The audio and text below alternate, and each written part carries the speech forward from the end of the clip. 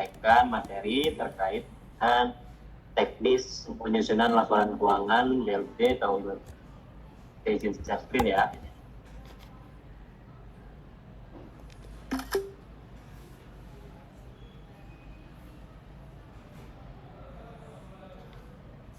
Baik. Bismillahirrahmanirrahim. Assalamualaikum warahmatullahi wabarakatuh. Kita mulai terkait dengan pemaparan teknis penyusunan laporan keuangan SKPD dan BLT tahun 2020. Oke, sedikit ada pesan-pesan sponsor dulu, Bapak Ibu. Kami menyampaikan dari bidang akhlak terkait dengan timeline proses penyusunan SKPD tahun 2025. Tapi perlu ditekankan bahwa ini adalah timeline untuk SKPD. Ini kan pesertanya Bapak Ibu dari BLT yang nantinya laporan keuangan Bapak Ibu akan dikonsolidasi oleh SKPD yang penting. Maka kami harapkan dari timeline ini Bapak Ibu bisa lebih cepat selesainya dibandingkan dengan timeline yang kita susun. Yang pertama, di tanggal 6 Januari sampai dengan 9 Januari 2026, kami rencananya akan melaksanakan rekonsiliasi belanja SKPD. Kemudian di tanggal 12 Januari sampai dengan 14 Januari, rencananya juga kami akan melaksanakan konsilasi aset yang di sektornya di bidang TP dan rekon pendapatan yang dari sektornya nanti di Bapenda di bidang TP. Kemudian ini tadi sesuai dengan surat edaran BPKAD persiapan akhir tahun, paling lambat tanggal 15 Januari 2026 SKPD telah selesai menyusun dan menyampaikan LK SKPD unreviewnya kepada BPKAD Cekin Bidang Akhlak. Kemudian selanjutnya tanggal 16 sampai dengan 29 Januari kami di BPKAD akan melakukan konsolidasi laporan keuangan yang telah Bapak Ibu susun untuk menjadi laporan keuangan pemerintah daerah Provinsi Jawa Barat. Kemudian tanggal 26 Januari sampai dengan 29 Januari ini kami jadwalkan proses review LKPD oleh tim inspektorat APIP kita. Kemudian di tanggal 3 Februari sampai dengan 13 Februari direncanakan untuk pembahasan hasil review oleh inspektorat, BPKAD dan seluruh OPD. Kemudian paling lambat tanggal 23 Februari SKPD sudah menyusun dan menyampaikan LK SKPD unaudited-nya. Selanjutnya di tanggal 23 Februari sampai dengan 6 Maret proses penyusunan LKPD dikonsolidasi oleh bidang akhlak untuk menjadi LKPD unaudited. Dan target kami di tanggal 9 atau 13 Maret Pemprov Jabar sudah menyampaikan LKPD unaudited-nya kepada BPKR. Jadi perlu ditekankan untuk Bapak dan Ibu, sebelum tanggal 5 Januari 2026 Bapak dan Ibu sudah memiliki angka baik itu pendapatan maupun belanja yang sudah pasti. Artinya pasti ini sudah cocok dengan pengawasan atasnya sehingga nanti SKPD Bapak Ibu bisa melakukan rekonsiliasi belanja bersama akhlak di tanggal 6 Februari. Ini sedikit mengingatkan saja terkait dengan mekanisme akhir tahun karena di BLUD Bapak dan Ibu masing-masing masih memiliki sumber dana yang bersumber dari APBD, dari uang biayaan GU. Nah itu nanti harus disampaikan, ditransfer ke LKUD sisanya melalui akun Sipandu Jawara. Tapi akun Sipandu Jawara ini adalah tugas dan tanggung jawabnya Bendahara Pengeluaran. Jadi BPP di masing-masing BLUD cukup melaporkan dan mentransferkannya ke BP. BP sebagai koordinator nanti akan mentransferkan ke RKUD terkait dengan sisa PG. Sisanya tadi masih sama ya, terkait juga C ini terkait dengan rekening koran yang ada di Bapak dan Ibu nanti tanggal 1 Januari mungkin atau 31 Desember malam Bapak Ibu bisa menarik melalui IBC-nya masing-masing itu rekening koran per 31 Desember 2025 disimpan dengan baik, diajukan dengan baik, dipolderkan dengan rapi, disampaikan ke BPK. Nah, ini sebagai refreshment saja bahwa di BLUD Bapak dan Ibu itu merupakan entitas pelaporan. Bersama dengan kami di Akhlak memiliki kewajiban 7 pelaporan keuangan. Ini yang berbeda dari SKPD yang konsolidasi hanya 5 laporan keuangan. Bapak Ibu ditambah 2 laporan keuangan yakni PESAL dan laporan arus kas. Ini konsep penatausahaan dan pelaporan. Ingatkan kembali bahwa di pemerintahan daerah itu menganut prinsip cash basis dan accrual basis. Cash basis itu yang terkait dengan cash in dan cash out atau aliran kas, baik itu aliran kas masuk maupun aliran kas keluar. Yang sumber-sumber datanya dari SP3PP yang Bapak Ibu ajukan kepada dinas, kemudian dinas mengajukan kepada kuasa DPD, jadi SP2PP. Nah, jangan lupa juga kami mengingatkan bahwa Bapak Ibu punya kewajiban pelaporan arus kas, di mana di dalam laporan arus kas itu ada laporan pungut setor pajak. Nah, kami mohon Bapak dan Ibu bisa mengklasifikasikan laporan pajak berdasarkan sumber dananya. Jadi kalau di SMK itu ada 3 sumber dana, yakni APBD, kemudian BLUD dan BOS. Jadi Bapak dan Ibu bisa, kami harapkan mengklasifikasikan berapa, misalkan PPh 21, berapa PPh 21 yang dipungut melalui sumber dana BOS, sumber dana BLUD, dan sumber dana APBD, begitu juga dengan setornya. Jadi kami minta itu bisa diklasifikasikan.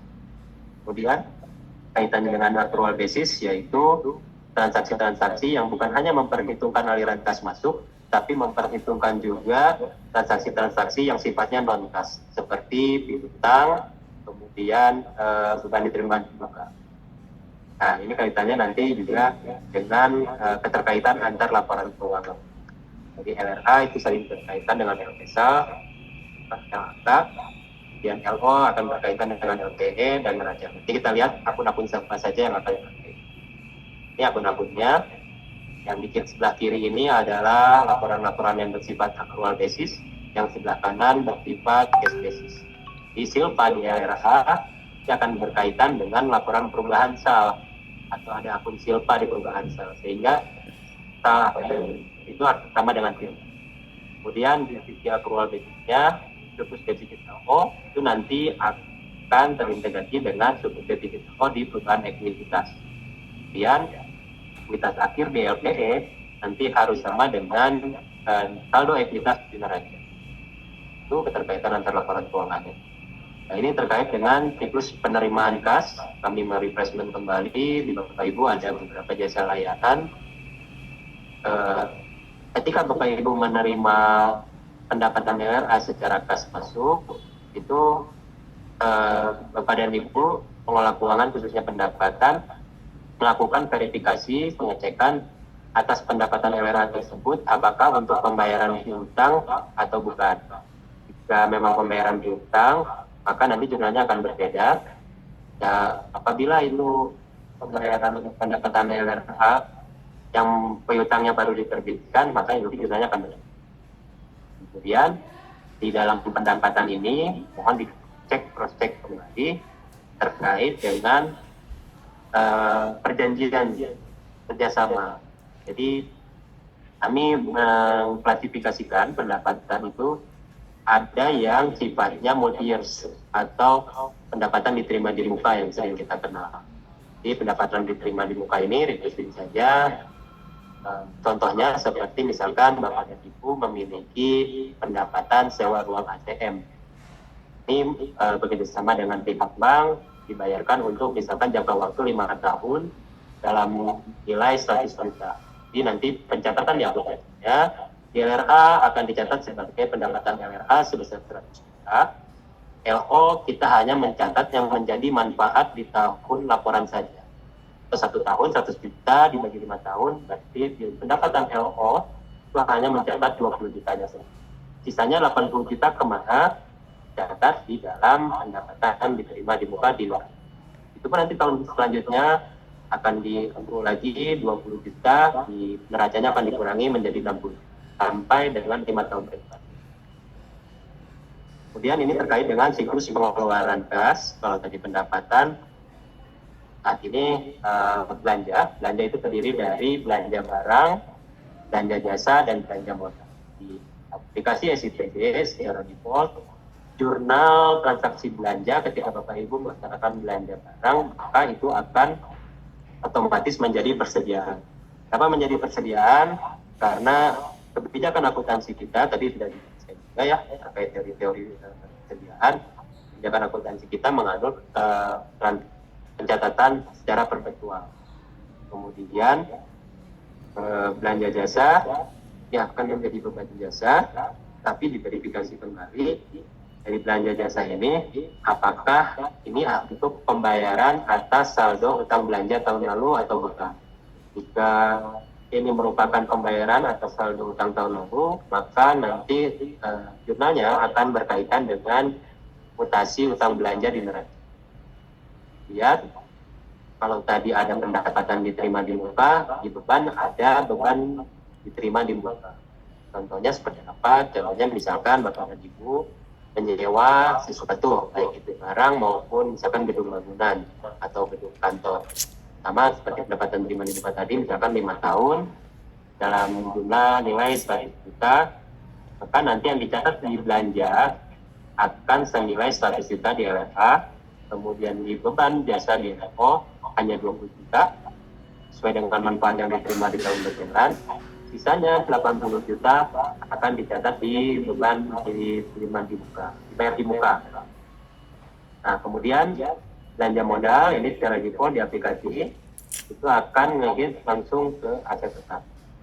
Kali nanti ketika sudah melaksanakan rekonsiliasi BND, Bapak Ibu ada penyesuaian sesuai on, maka nanti dituangkan ke dalam lampiran-lampiran aset mana saja yang tidak dikapitalisasi belanja modalnya jadi beban apa nanti kita sampaikan lagi. Nah, ini terkait dengan siklus pengeluaran kas ya. Ini ketika Bapak dan Ibu, kami kan sudah mengakomodir PSAP 10 terkait dengan PSAP koreksi, mana ada pengembalian belanja yang lewat tahun, itu kita catat sebagai piutang, kemudian mengurangi beban jika dia belanja operasi, dan mengurangi aset tetap jika dia belanja modal. Contohnya, jika Bapak dan Ibu punya belanja modal misalkan tahun 2025, kemudian ada temuan dari inspektorat atau BPK, dikembalikan di tahun 2026 bulan Januari.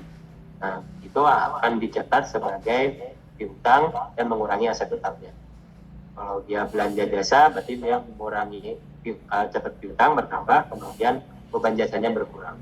Nah, nanti di tahun ini atas pencatatan seperti itu akan dinihilkan piutangnya karena pembayarannya di tahun 2025. Ini udah ada contoh jurnal. Jadi piutangnya akan berkurang, pendapatan awalnya juga akan berkurang.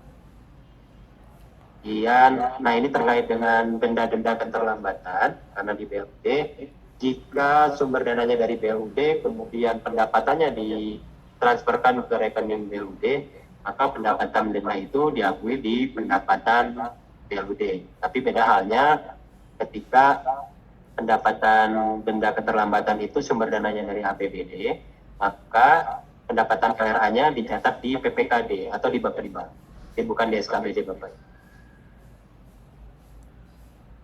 Ini sekilas terkait bisnis proses Ojal Jabar. Ini aplikasinya silakan di-download. Barcode-nya ada di sini, di-scan. Nanti saya sudah tuliskan bagaimana tahapan-tahapannya, secara teknisnya penyimpanannya seperti apa. Yang pertama di-download dari barcode. Kemudian Bapak Ibu nanti ambil dari file download ya, simpan di drive C. Bentuk filenya nanti seperti ini, dalam bentuk WinRAR. Dan diklik kanan, kliknya ekstraktir ya. Setelah ekstraktir nanti muncul folder seperti ini. Yang perlu dipastikan Bapak Ibu, MAC address-nya harus seperti ini ya. Di PC, kemudian disimpan di drive C. Lalu foldernya, seperti ini. Pastikan file-file yang ada seperti ini. Untuk penyimpanannya, jadi mekanismenya, masternya terus disimpan di sini. Nanti pada saat misalkan review sudah selesai, Bapak Ibu VPS atau di backup ya foldernya, di rename aja dikasih nama recording in progress. Untuk masternya jangan dirubah sama sekali baik nama file maupun nama foldernya. Jadi terus mengerjakan di masternya. Ketika sudah selesai, silakan di backup dengan cara save as, gitu ya. Nah ini terkait dengan highlight bisnis proses Ojal Jabar. Prosesnya adalah input, proses, output, dan ada kontrolnya.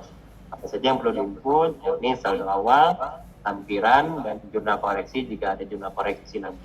Kemudian prosesnya sudah tergenerate secara otomatis, baik jurnalnya maupun nanti jurnal-jurnal itu masuk ke neraca saldo sampai ke simulasi phase dari simulasi.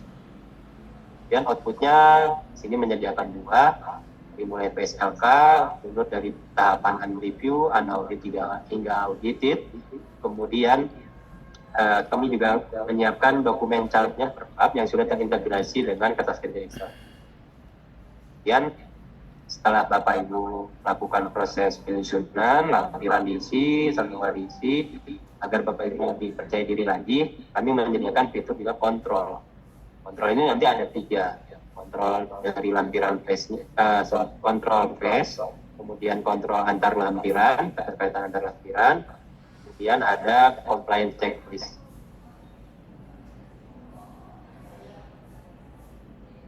Nah, ini fitur yang ada di Excel Jabar.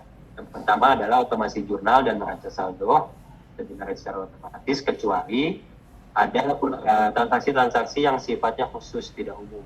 Itu memang boleh Bapak Ibu tambahkan nanti di jurnal umum dan jurnal penyesuaiannya jika memang dibutuhkan penyesuaian jurnal tambahan.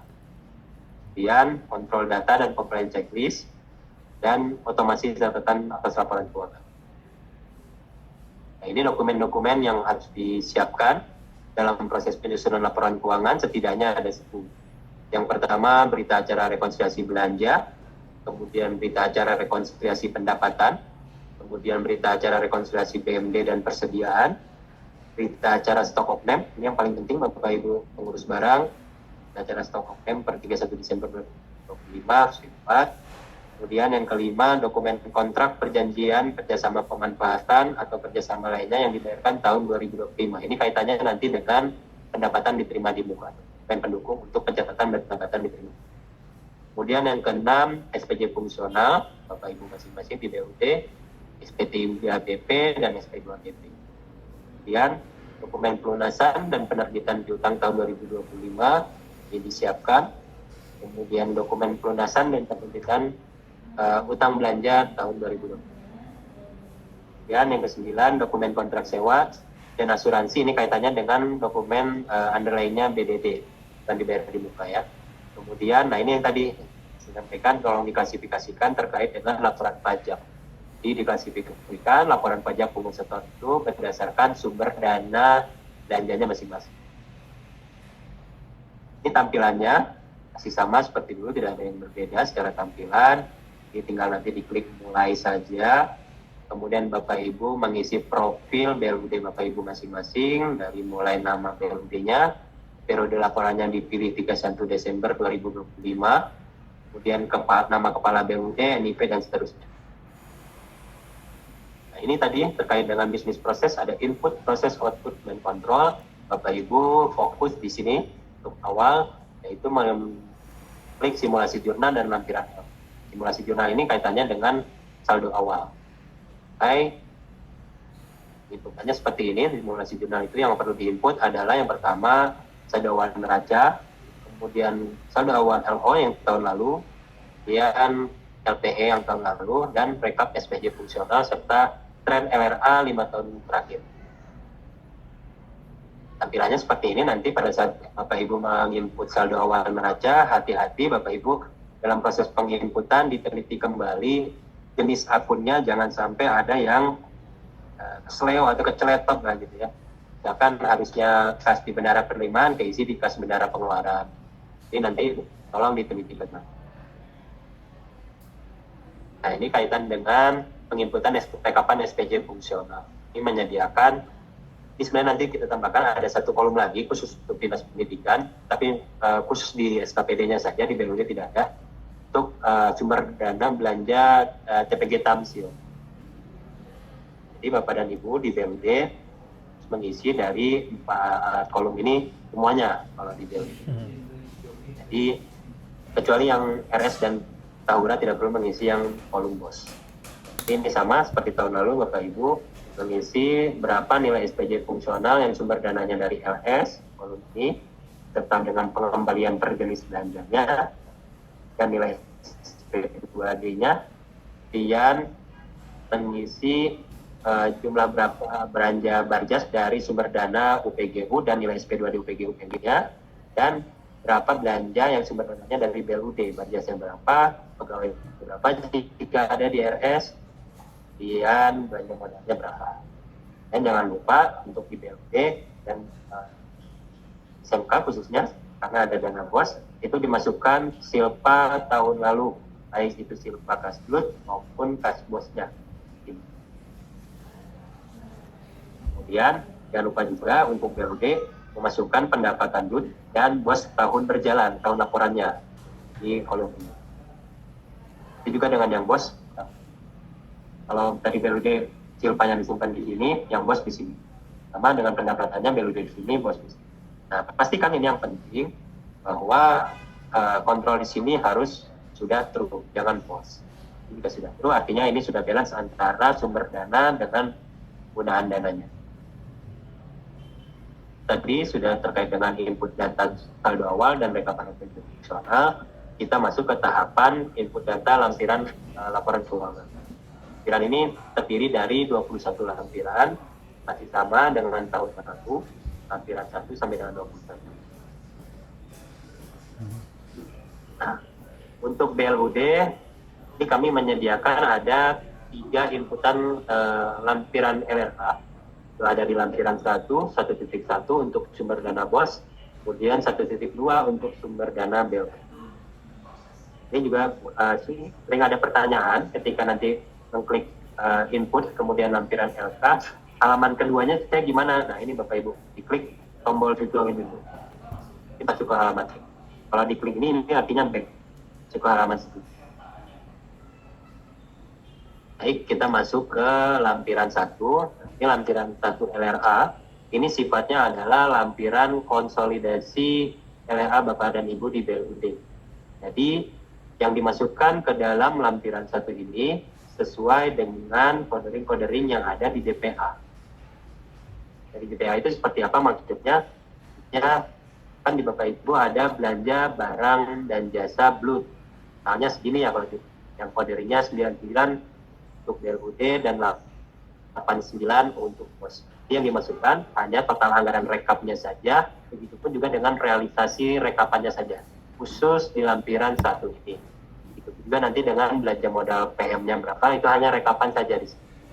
Tapi nanti jangan lupa dimasukkan pendapatan dari APBD atau APBN-nya di pendapatan, agar nanti silpa di bawah Bapak dan Ibu mencerminkan saldo kas BLUD Bapak dan Ibu masing-masing. Itu untuk lampiran 1. Untuk lampiran 1.1, ini khusus SMK yang memiliki sumber dana BOS, ini diisi sesuai dengan aplikasi di Arkas. Jadi kalau yang tadi di lampiran 1 konsolidasi, Bapak Ibu mengisi secara rekapannya saja untuk belanja barang jasa BOS. Nah, di sini Bapak Ibu rinci berapa belanja barangnya, berapa belanja jasanya, belanja TK-nya berapa, belanja jasanya berapa, belanja pemeliharannya berapa. Diisi rinci-rincinya di sini. Itu saja perbedaannya. Kemudian jangan lupa input pendapatan APBD dan APBN senilai pendapatan BOS tahun berjalan di timeline PAD. Nah, jangan lupa juga jika ada saldo awal kas BOS, maka diinput di penggunaan silpa di penerimaan pembiayaan. Itu untuk yang sumber dana BOS. Kemudian ini untuk yang 1.1 LRA dengan sumber dana BLUD. Sama dengan tadi yang BOS, ini diisi secara rinci seperti di SCPD EDLUD. EDLUD kan Bapak Ibu menginput bukan hanya barang jasa BLUD ya, tapi dirinci belanja barang berapa, jasa berapa, pembayaran berapa, sama halnya dengan di sini. Itu juga dengan pendapatannya. Di silpa di sini juga harus mencerminkan dengan nilai saldo kas BLUD Bapak dan Ibu masing-masing. Jangan lupa memasukkan penerimaan pembiayaan dari silpa tahun sebelumnya. Jadi nanti harus muncul nih di kodering ini nih. Bisa lebih perhitungan anggaran tahun sebelumnya atas saldo awal kas BLUD Bapak dan Ibu masing-masing disimpan di sini. Itu perbedaannya. Karena apa? Kami minta ini rinci, kaitannya nanti dengan pemecahan beban operasi di LO. Jadi karena jika hanya ada beban barang jasa brut, beban barang jasa bos, nanti di PSLO-nya tidak terpecah berapa berapa beban persediaannya, berapa beban pemeliharaan, berapa beban jasanya, nanti akan dipecah dari lampiran ini, lampiran 1.1 dan 1.2. Itu kaitannya. Kemudian masuk ke lampiran kedua, yakni lampiran piutang. Masih sama dengan tahun lalu, kami hanya melakukan update codering, baruan update codering saja. Inputan kolomnya masih sama, menginput saldo awal, kemudian koreksi jika ada koreksi atas saldo awal, kemudian masih sama menginput penerbitan dokumen piutang ya untuk tahun pelaporan, kemudian pelunasan atas piutang tahun pelaporan, dan nilai pelunasan atas saldo awal piutang di neraca.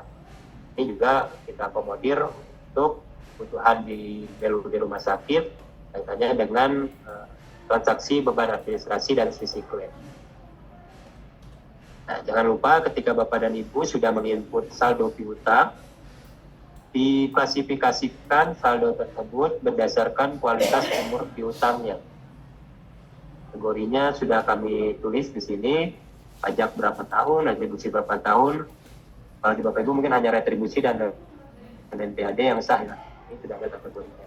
Atau khusus brut yang di poin 5 sudah ada kategorinya, dan nanti diklasifikasikan umur piutang berdasarkan kategori usia piutang yang ada di sini.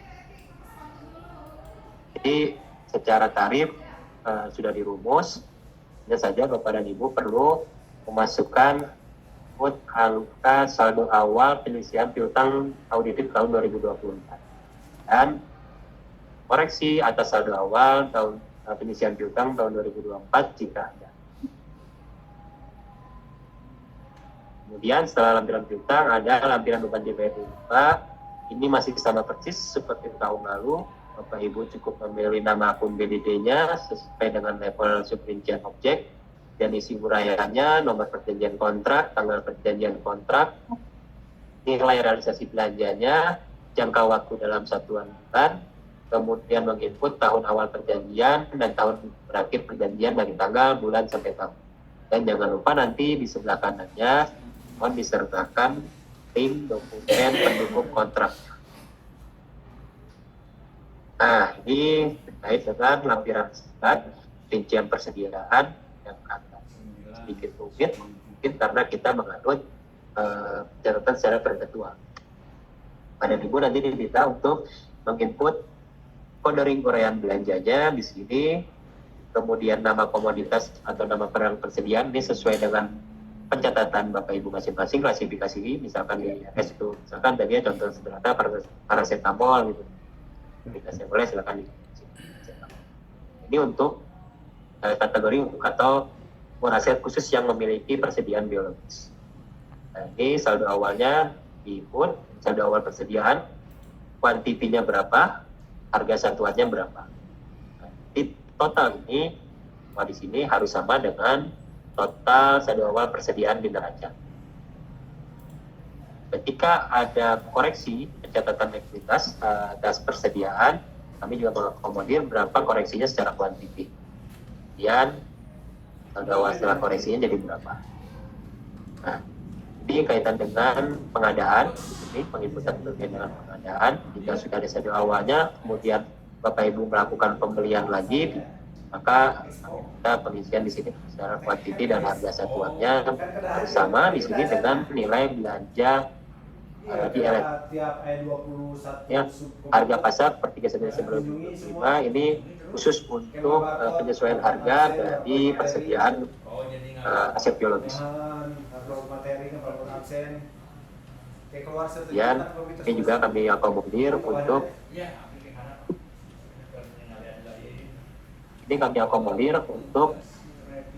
persediaan biologis, kuantiti hasil produksi dan harga satuannya, serta pertambahan usia dari persediaan biologis. Kemudian ini kami sediakan juga untuk penyesuaiannya, Jika ada belanja modal yang tidak dikapitalisasi menjadi persediaan, maka diinput di sini. Kemudian belanja persediaan yang menjadi yang dikapitalisasi menjadi aset tetap diinput di sini. Kemudian jika ada reklasifikasi masuk belanja non modal dan belanja non belanja barang di sini. Ini tadi reklasifikasi masuk, yang ini reklasifikasi keluarga. Ini data penyesuaiannya nanti sudah di-post langsung di sini. Kemudian pemakaian persediaan jika ada persediaan yang rusak atau kematian untuk aset biologis atau persediaan biologis di sini.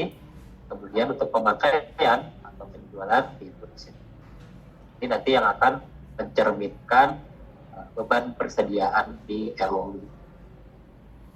Di saldo akhir, ya harga satuannya berapa, kuantitinya sudah dirumuskan dari penjumlahan tadi dan penyesuaian. Totalnya nanti akan mencerminkan nilai persediaan di neraca tahun 2025 masing-masing BUMD Bapak dan Ibu. Tadi terkait dengan rincian persediaan, ini lebih lengkap lagi bagaimana nanti persediaan dicatat di SIPD. Nah, kami menyediakan kode-kode sampai level subrincian objek dan kami sudah mappingkan mulai dari belanja LRA-nya ini, kemudian persediaan di neracanya kode yang ini sudah kami mappingkan, kemudian nanti kaitannya ke beban persediaannya di LO kodenya juga sudah kami mappingkan.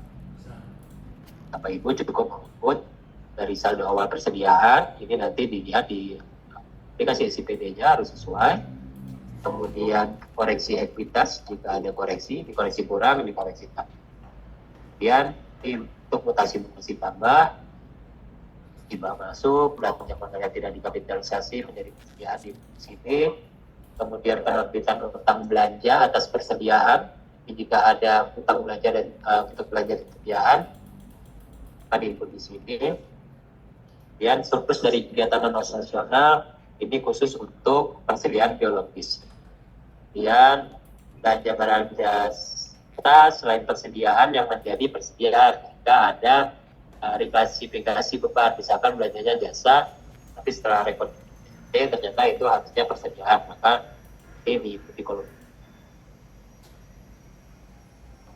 Kemudian ini yang sering terjadi, reklasifikasi subrincian objek di dalam belanja persediaan. Nanti perlu dicermati Bapak Ibu, ini untuk mutasi tambahnya, yang ini untuk mutasi kurangnya, karena kadang-kadang misalkan belanjanya belanja bahan kimia, ternyata nanti jadi persediaannya Bapak Ibu mencatatnya di bahan lainnya misalnya. Nah, itu harus disesuaikan di kolom ini, bertambahnya di sini, kurangnya di sini. Dampaknya nanti ke saldo akhir persediaan Bapak Ibu. Ketika Bapak Ibu tidak melakukan, misalkan tidak melakukan reklasifikasi di sini, langsung nembak pemakaiannya di sini. Nah, nanti saldonya akan terlihat di sini. Kadang-kadang juga ada saldo yang minus. Biasanya nanti ketika review sudah diserahkan, di bidang akhlak melakukan konsolidasi, akan terlihat kami mana saja SKPD atau BLUD yang saldo akhir persediaan per level subrincian objeknya itu ada yang minus. Itu biasanya terjadi nanti ada di klasifikasi SMO, tapi tidak dituangkan dalam catatan. Kemudian ini terkait dengan mutasi kurang, itu tidak ada pelunasan utang belanja persediaan atau saldo awal, kemudian reklasifikasi yang tadi. Nah, ini pemakaian, kemudian barang rusak, ini yang akan menjadi dasar perhitungan beban persediaan, karena kita sudah melakukan kebijakan akuntansi persediaan secara perpetual atau mutasi barang. Dan ini penambahan dari kapitalisasi menjadi aset tetap. Tidak ada persediaan belanja barang yang dikapitalisasi menjadi aset tetap, maka tidak di sini. Kemudian belanja persediaan menjadi beban barang dan jasa selain persediaan. Jika belanjanya belanja barang, ternyata bebannya jadi beban jasa. Nah, penyesuaiannya nanti di sini. Kemudian ini penyerahan kepada pihak ketiga. Jika ada persediaan untuk diserahkan kepada pihak ketiga, maka diputus. Dan ini hibah keluar jika ada persediaan yang dihibahkan ke instansi lainnya. Nah, ini terkait dengan persediaan biologis ketika ada defisit dari kegiatan non operasional. Jadi penyesuaiannya di sini untuk misalkan dari saldo awalnya berkurang atas produksi aset biologi persediaan biologis tadi input. Kami juga minta Bapak Ibu menginput link dokumen kertas kerja mutasi persediaannya di sini untuk kami melakukan pengecekan kembali apakah data-data laporan yang Bapak Ibu lakukan ke dalam sini sudah sesuai. Kemudian link BA rekod persediaannya mohon diinput di sini. Dan ini yang paling penting, link BA stock option-nya agar kami yakin saldo akhir persediaan yang Bapak Ibu tuangkan di sini sudah sama nih antara yang di-upload di sini dan angka di sini itu sudah sama. Jadi angka yang persediaan yang Bapak Ibu sajikan di neraca itu sudah tidaknya akuntabel, dibuktikan dengan dokumen pendukung yang kemudian ini kaitan dengan lampiran aset, mutasi aset ini masih sama persis seperti tahun lalu. Bapak Ibu hanya replacement saja. Pak, saldo awalnya ini sudah terinput dari Bapak Ibu tadi menginput saldo awal neraca, kemudian realisasi belanja modalnya sudah otomatis link dari LRA lampiran 1. Nah, ini penyesuaian yang perlu dilakukan jika ada. Jika tidak ada, tidak. Misalkan yang pertama, ini realisasi belanja modal dari jenis aset tetap yang lain menjadi aset tetap bersangkutan. Ini contohnya misalkan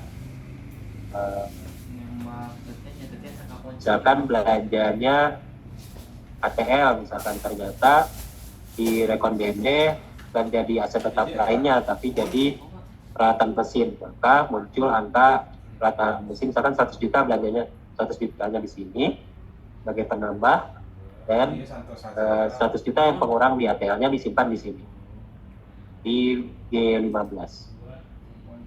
Kolom 6 ini realisasi belanja persediaan yang menjadi aset tetap. Ini kan input ya belanja yang dimutasi kurang persediaan, belanja persediaan yang dikapitalisasi menjadi aset tetap, maka Bapak Ibu input di sini jadi aset tetapnya jadi aset tetap apa sesuai dengan BA rekon BMD. Dan ini kebalikannya, realisasi belanja modal yang tidak dikapitalisasi menjadi persediaan.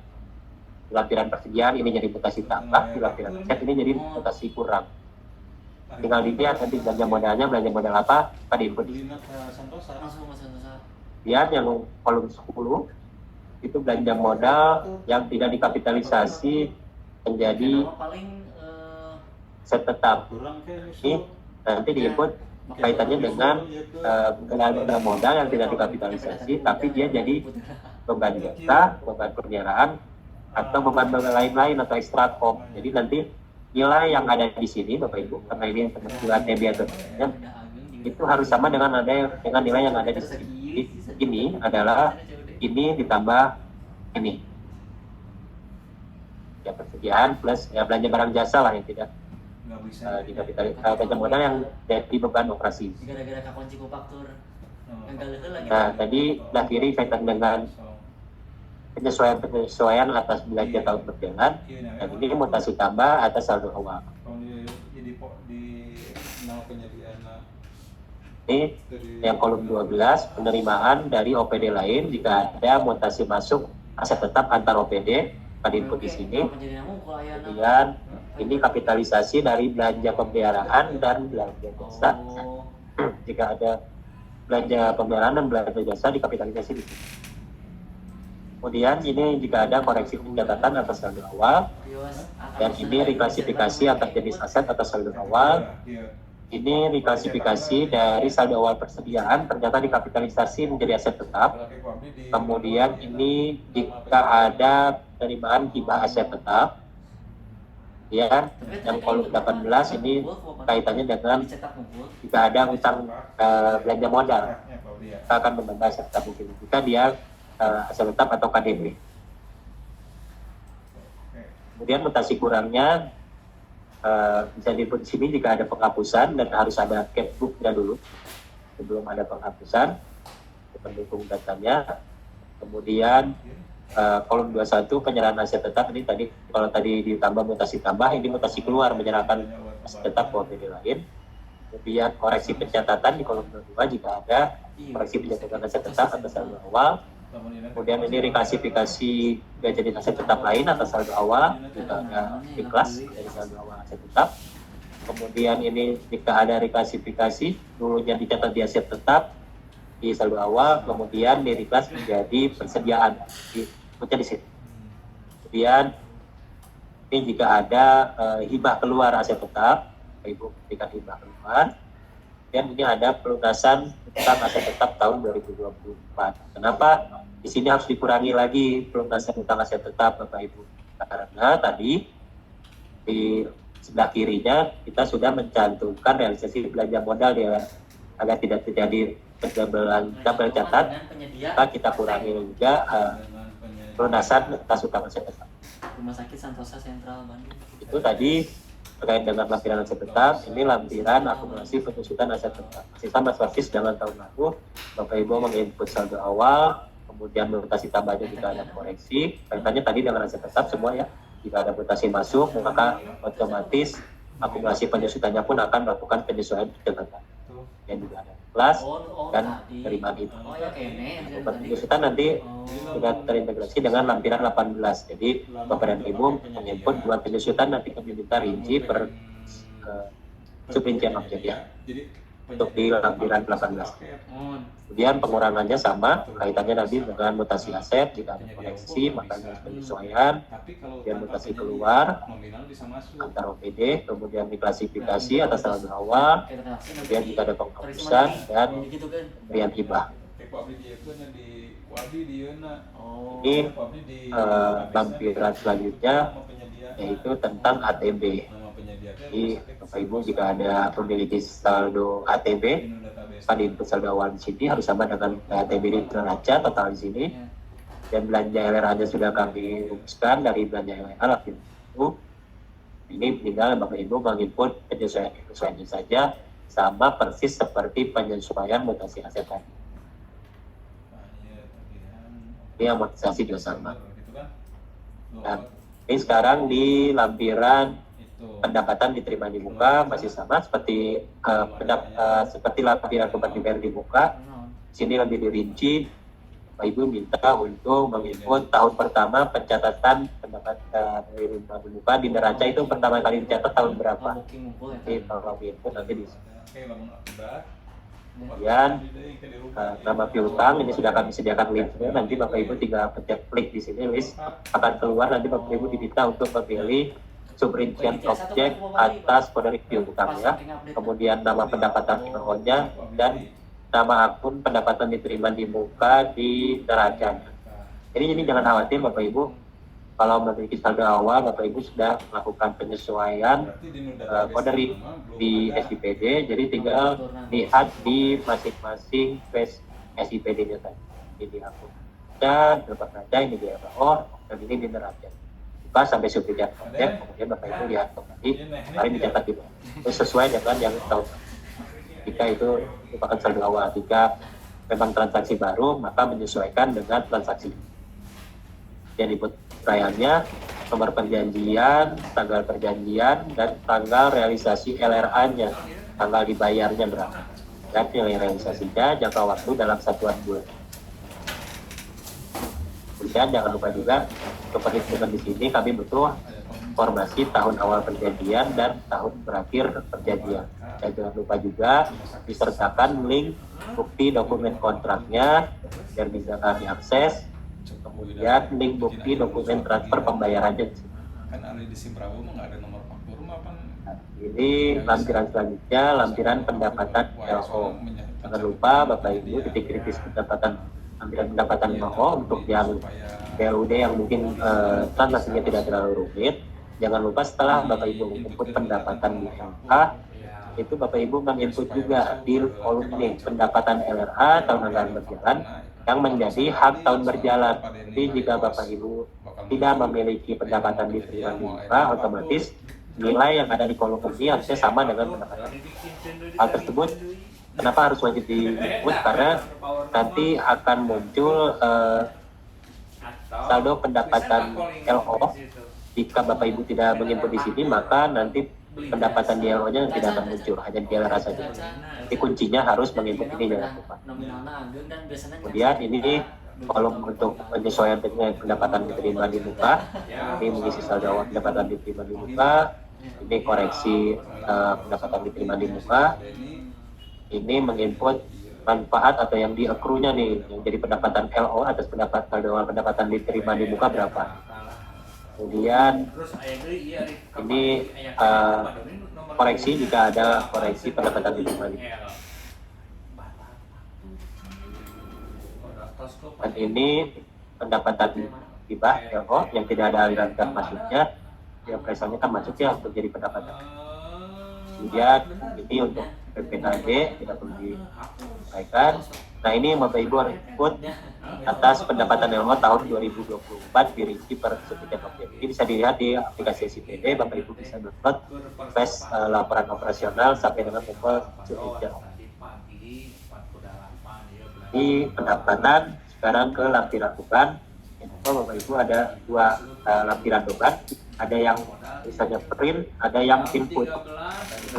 Input, diklik yang inputnya. Yang print itu hanya untuk pada saat menyusun laporan keuangan yang bukunya itu, yang di print hanya printannya saja. Yang input ini kami khawatir terlalu banyak, takutnya bukunya terlalu tebal. Jadi ini hanya di kertas kerjanya saja. Nah, cara penginputannya masih sama. Kita tahu ini ngeling dari belanja LRA, tidak kemudian ada mutasi tambah dan mutasi utang. Ditambahnya terdiri dari nilai beban dibayar di muka tahun lalu atau saldo awal yang jadi beban tahun ini, input di sini. Kemudian nah ini diklasifikasi masuk beban barang dan jasa BLUD dan barang jasa BOS. Ini yang tadi saya sampaikan di awal pada saat penginputan lampiran LRA. Jadi Bapak dan Ibu ketika sudah menginput lampiran LRA baik itu 1.1, 1.2 maupun lampiran 1 LRA konsolidasi, itu secara otomatis nanti jika Ibu sudah sesuai dengan guidance yang telah kami sampaikan tadi, maka nanti datanya akan ngalir ke sini. Jadi tidak perlu lagi melakukan penyesuaian secara manual. Sudah kita ini diambil dari lampiran 1.2, ini diambil dari lampiran 1.1. Ini yang penyesuaian tambahnya selanjutnya adalah diklasifikasi masuk antar beban. Jadi yang tidak ada penyesuaian, misalkan dia berat kita ternyata jadi beban pemeliharaan, maka pemeliharaannya ditambah di sini. Dan ini jika ada hibah keluar akan menjadi beban hibah, dan ini jika ada belanja modal yang tidak diklasifikasi namun jadi beban operasi. Ini administrasi beban administrasi jasa bank, khusus HS, akhir, dan ini saldo kewajiban tahun berjalan yang akan mendapatkan. Kemudian ini beban penurunan nilai investasi, ini khusus PPKD. Kemudian dari sisi pengurang, ini ada nilai beban dibayar di muka tahun berjalan yang menjadi beban tahun berjalan. Jadi ketika Bapak Ibu punya transaksi beban dibayar di muka yang baru terbentuk, ini input yang menjadi beban di tahun laporannya saja, di tahun 2025 saja berapa di input di sini. Kemudian belanja yang menjadi persediaan, nah ini jika ada belanja jasa atau belanja pemeliharaan misalkan ada yang menjadi beban persediaan, maka di input di sini sebagai pengurang beban tersebut. Kemudian ini jika ada belanja operasi yang dikapitalisasi menjadi aset tetap, ini di input di sini. 17. Dan kolom 18 ini khusus BPKD, ini diklasifikasi keluar antar beban. Nah, tadi kalau tadi ada yang masuk, ini yang keluarnya. Jika dia misalkan belanja jasa jadi beban pemeliharaan, maka beban jasanya dikurangi di sini. Kemudian, nah ini tadi, ini yang sudah otomatis. Kalau tadi angka masuknya, nah ini diambil dari lampiran 1 yang LRA konsolidasi. Jadi kami kurangi belanja barang jasa BLUD dan BOS secara totalnya. Di sini dikurangi, masuk ke mutasi tambah yang tadi. Dan Bapak Ibu juga diminta untuk menginput beban operasi tahun lalu. Ini tinggal dilihat di SIPD-nya masing-masing sampai dengan level subsidian objek.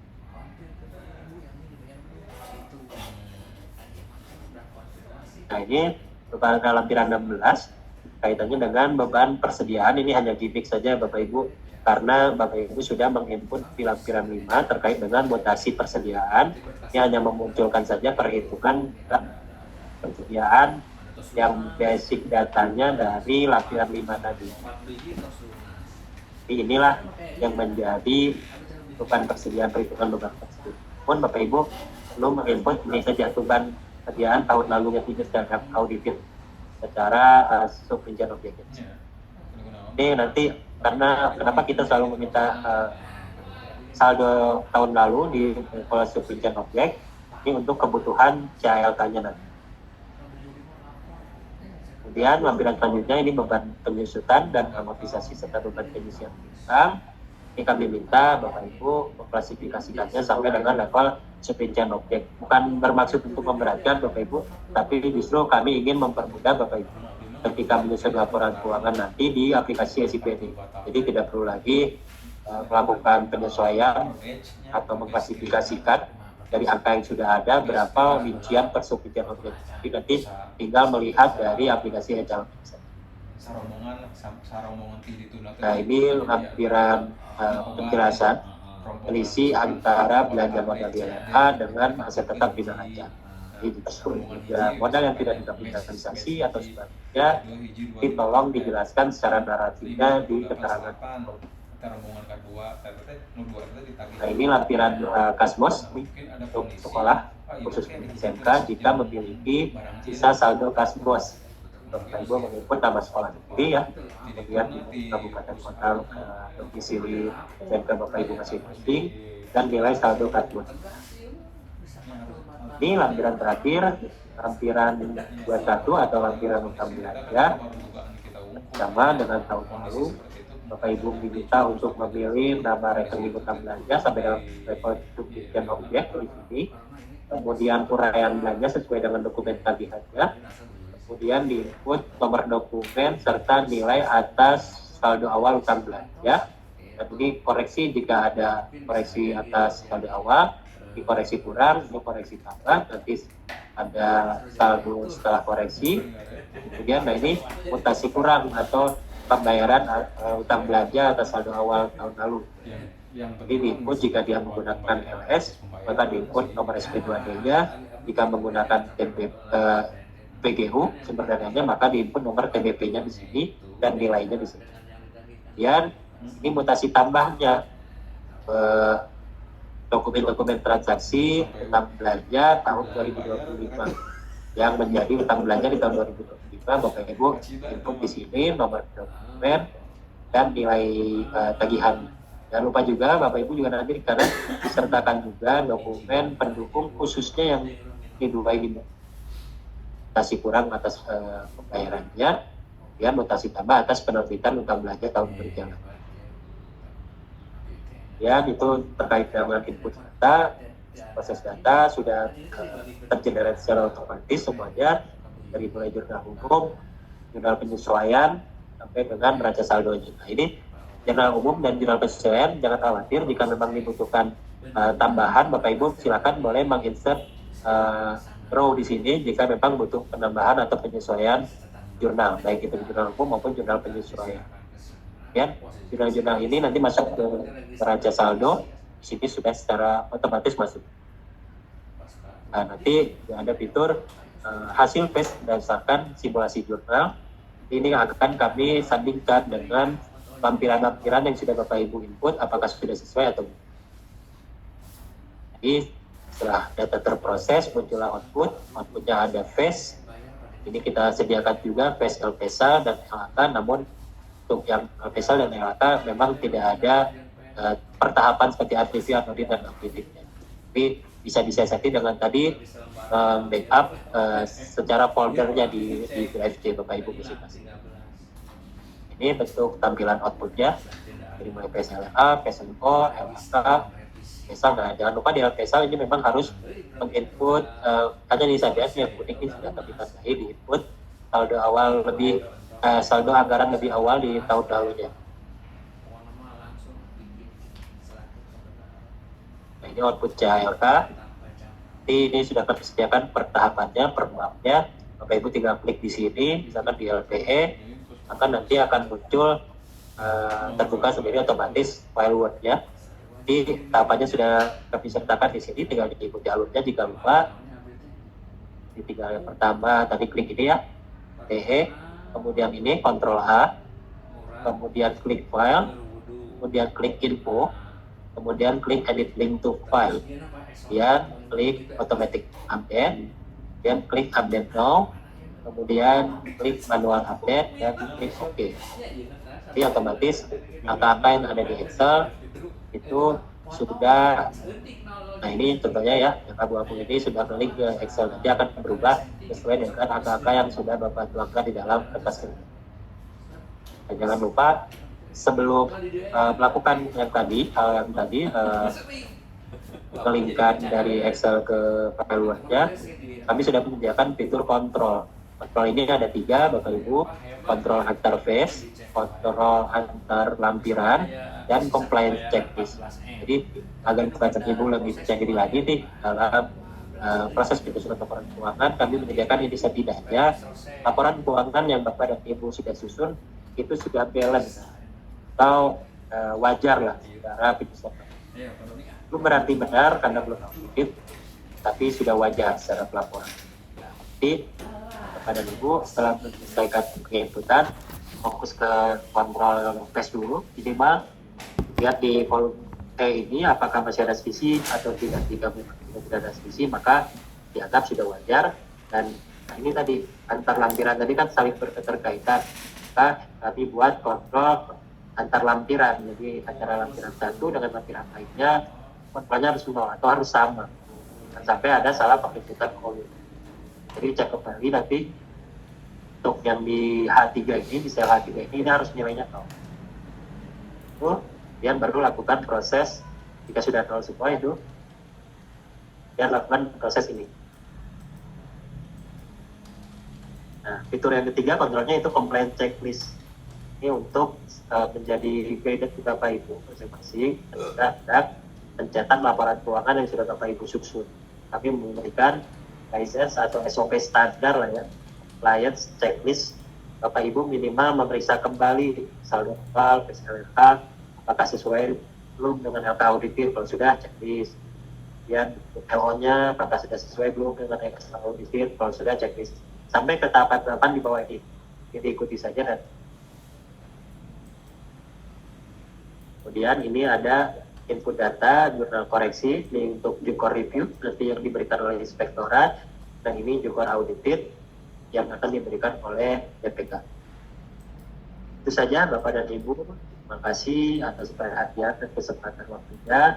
Saya ucapkan wassalamualaikum warahmatullahi wabarakatuh.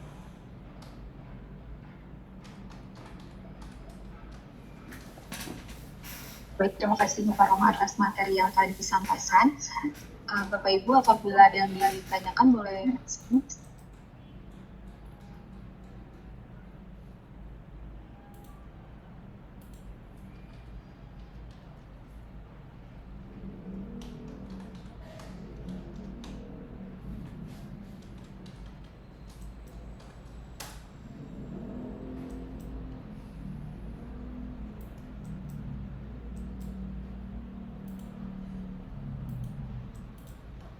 Mohon izin Bapak Ibu, apa ada yang ditanyakan terkait calak?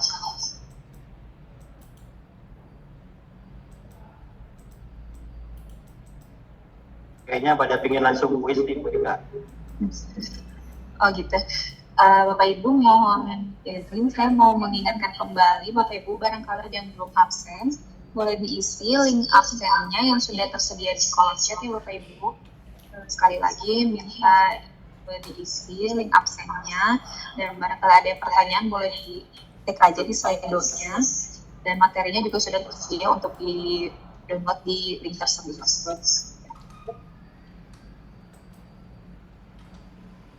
Baik, Bapak Ibu, kalau sudah tidak ada lagi yang dilanjutkan, kalau gitu saya lanjutkan aja ke sesi selanjutnya. Sebelumnya terima kasih kepada Bapak Roma atas materi yang disampaikan. Saya akan melanjutkan ya Bapak Ibu ke sesi kuis.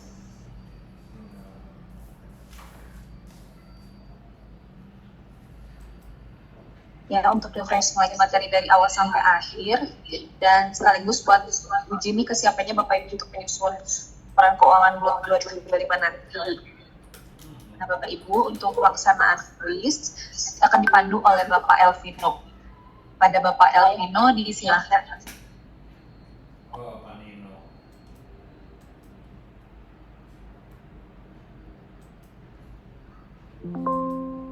Cek. Assalamualaikum warahmatullahi wabarakatuh. Mangga kepada 75 peserta Zoom hari ini pembinaan akuntansi dan pertanggungjawaban keuangan daerah BLUD untuk bergabung di link kuis berikut. Karena akan ada hadiah berupa e-money yang akan ditransfer langsung. Mangga Bapak Ibu. Webinar Zoom. Kenapa? Akan dimulai pada pukul 14:15.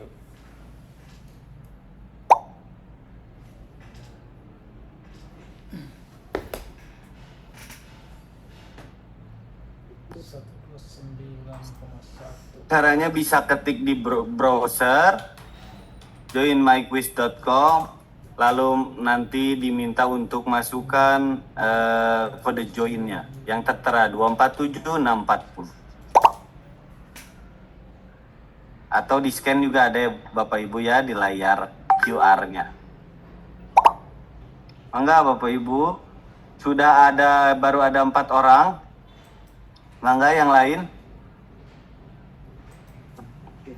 Kalau 4 orang kayak gini, ini ya hadiahnya.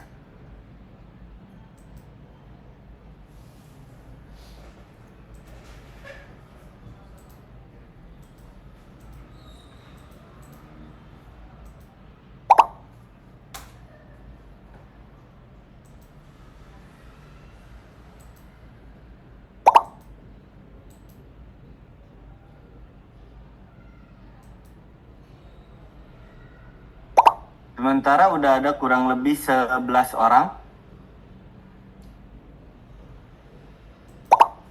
9. Mangga Bapak Ibu yang lainnya dari 75 peserta baru 10.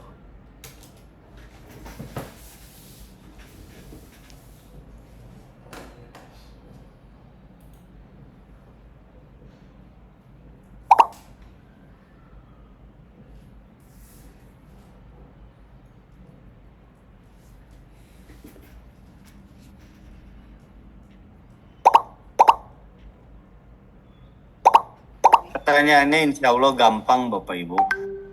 Ya, masih seputar materi yang dijelaskan oleh para narasumber tadi. Yang 3 orang ya.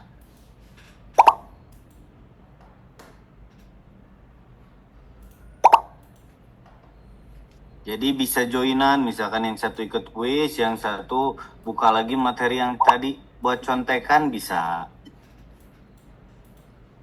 Ayo Bapak Ibu yang lain, sudah 20 orang.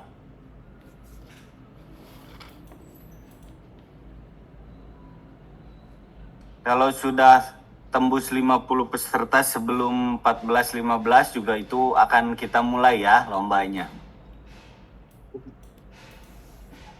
Biar saingannya lebih sedikit, lebih besar juga kemungkinan menangnya Bapak Ibu.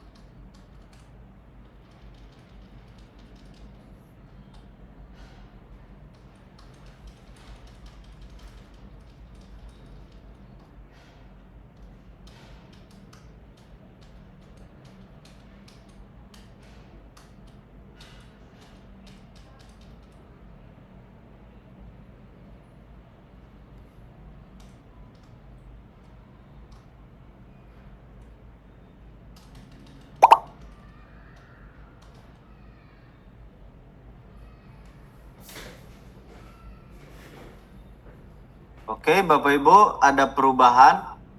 Kuis akan dimulai pada pukul 14:10. Mangga, Enggal Bapak Ibu, 1 menit lagi Bapak Ibu.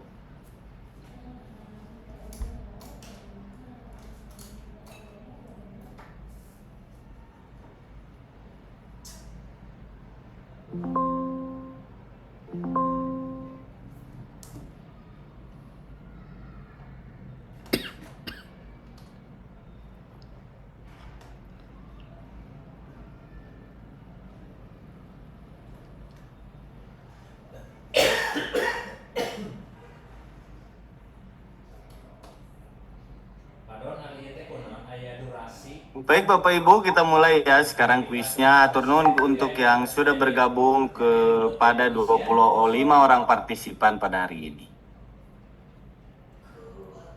Pertanyaan pertama, tujuan utama BLUD diberikan fleksibilitas dalam pengelolaan keuangan adalah untuk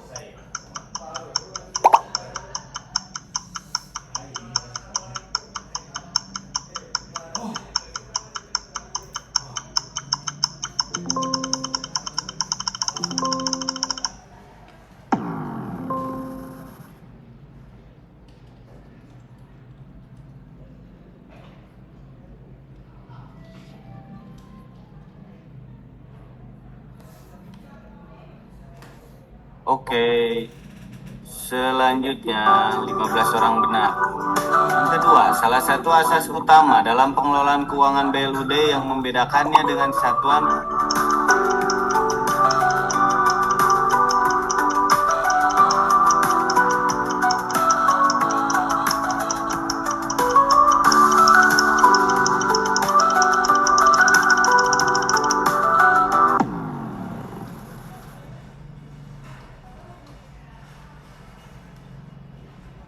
Iya.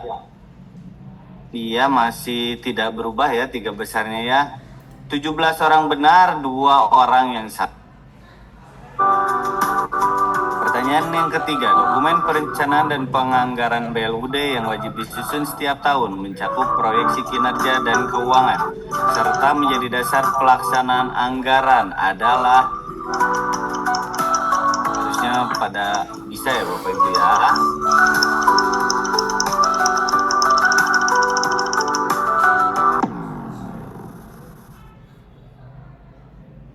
Iya, masih saling menyusul ini 3 orangnya, Ibu Trisa, Ibu Uui, dan Bapak Ibnu sepertinya. Oke, lanjut. Fitur kontrol yang ada di e-caleg kecuali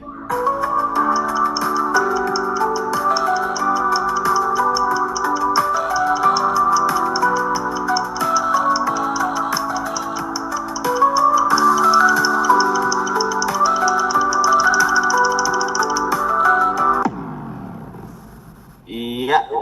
Nah. Oke, lanjut. Yang bukan merupakan sumber pendapatan BLUD yang sah menurut ketentuan perundang-undangan adalah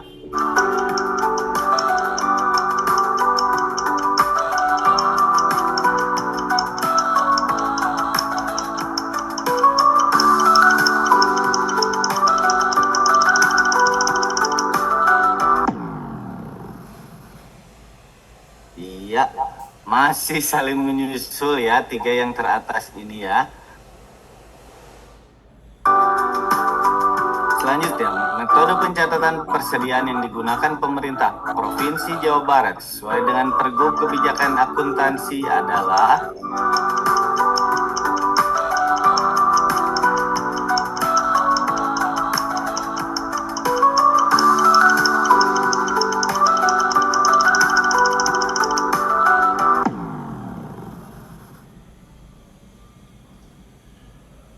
iya, belanja APBD RSJ mulai masuk ya.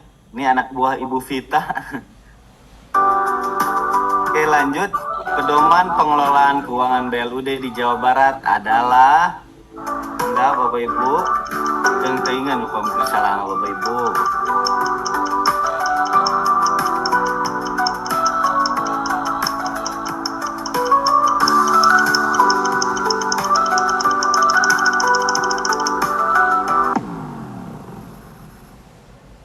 Alhamdulillah, jawabannya beragam ya. Iya, masih 3 orang teratas, tapi Ibu Trisa turun ya. Salah berarti Ibu Trisa kayaknya tadi. Ya, selanjutnya laporan keuangan yang hanya disusun oleh BLUD dan tidak disusun oleh SKPD adalah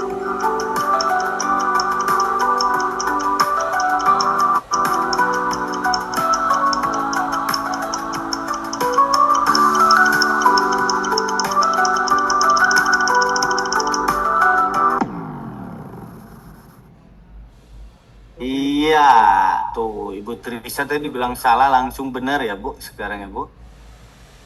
Ya selanjutnya, dalam konteks akuntansi BLUD pendapatan diterima di muka harus dicatat sebagai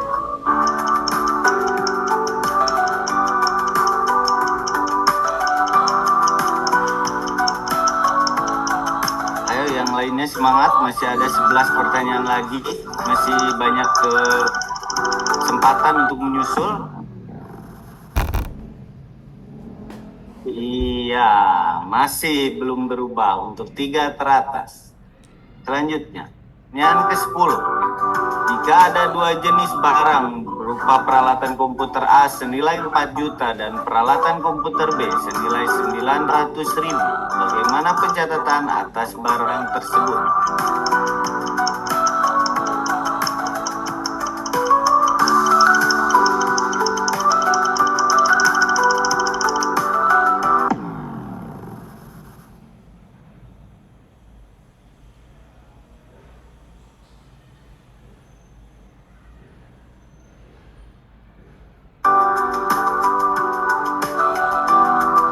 Selanjutnya, pendapatan BLUD diklasifikasikan sebagai pendapatan apa dalam laporan realisasi anggaran?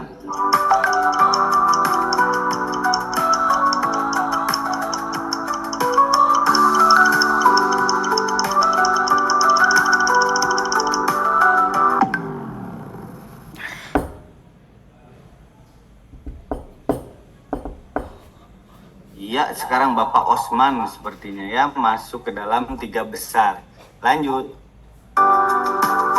Transaksi piutang dapat timbul karena beberapa hal, kecuali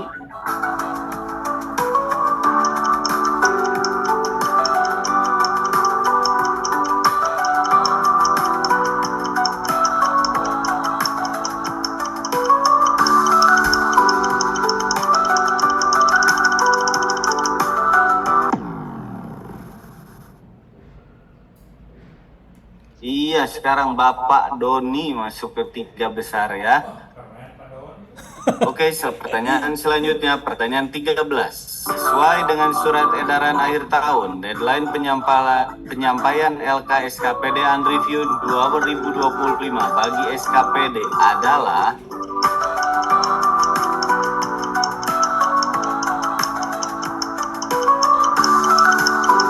tadi dijelaskan baru ya Bu oleh Kang Roma, Bapak Ibu.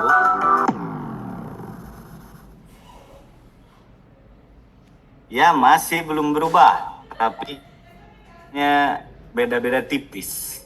Pertanyaan ke-14. Berikut dokumen yang harus disiapkan dalam proses penyusunan laporan keuangan, kecuali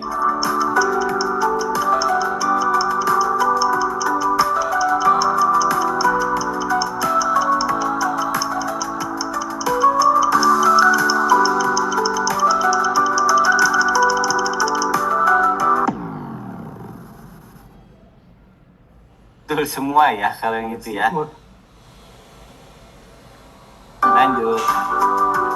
Dalam konteks Permendagri 79 tahun 2018, apa konsekuensi jika BLUD tidak menyusun RBA sesuai batas waktu yang ditetapkan?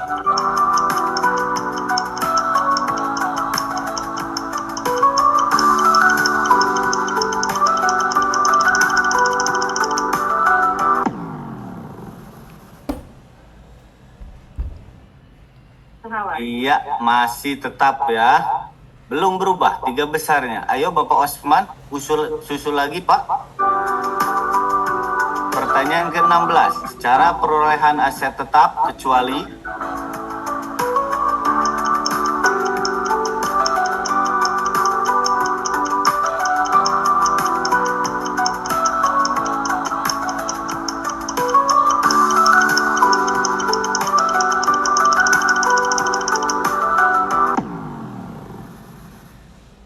aduh, masih ada yang salah, itu 1.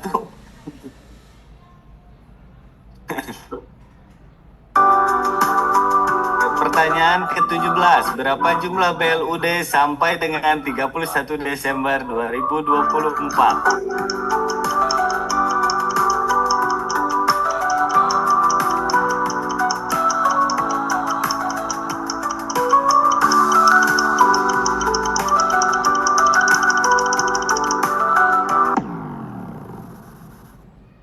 Aduh, Kak Susu. Iya, Ibu Wiwi ya berhasil masuk ke 3 besar menggantikan Bapak Doni. Lanjut pertanyaan ke-18. Salah, Baru. Apa kepanjangan dari BLUD? Selain benar juga kecepatan menjawab dinilai ya Bapak Ibu.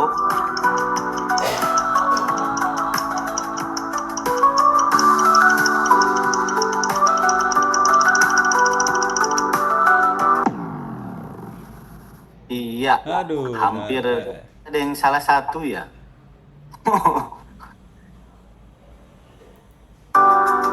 Oke, selanjutnya pertanyaan ke-19. Siapa nama staf bidang akhlak yang berulang tahun tepat di hari ini? Tadi sudah diumumkan oleh MC di awal ya. Desi.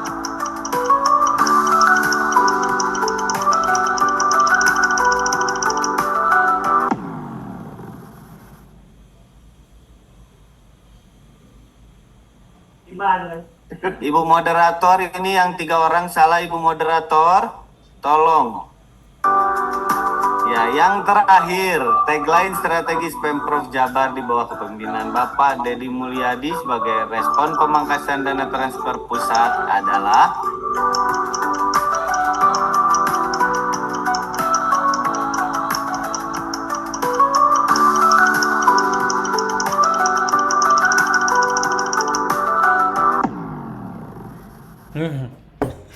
Kak Genep.